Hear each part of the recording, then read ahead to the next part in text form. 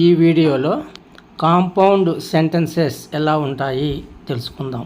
2 or more simple sentences combined by comma and a conjunction word is called compound sentence. అంటే రెండు అంతకంటే ఎక్కువ simple sentences conjunction words చేత కలపబడి ఉండాలి. కంజంక్షన్ వర్డ్స్ అంటే and, or, but, so, etc ఇలాంటి పదాలతో కలపబడి ఉండాలి.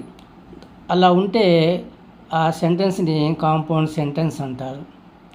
2 more than 2 declarative or assertive or simple sentences conjunction words చేత జాయిన్ చేయబడి ఆ వర్డ్కి ముందు కామా ఉంటే ఆ మొత్తం సెంటెన్స్ని కాంపౌండ్ సెంటెన్స్ అని అంటాము. సింపుల్ సెంటెన్సెస్కి ఉన్న క్వాలిటీస్ ఈ కాంపౌండ్ సెంటెన్స్కి కూడా ఉంటాయి.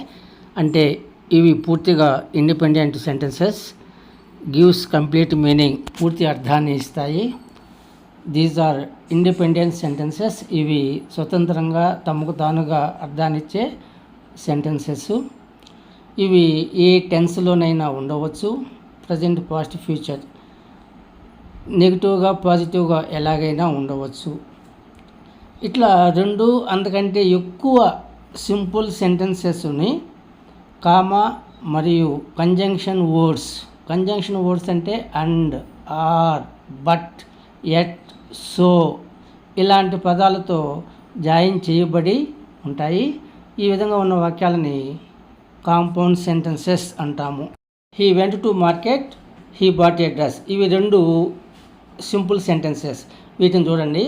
He went to market and bought a dress, అండ్తో కలిపాం. ఇప్పుడు ఇది కాంపౌండ్ సెంటెన్స్ అవుతుంది.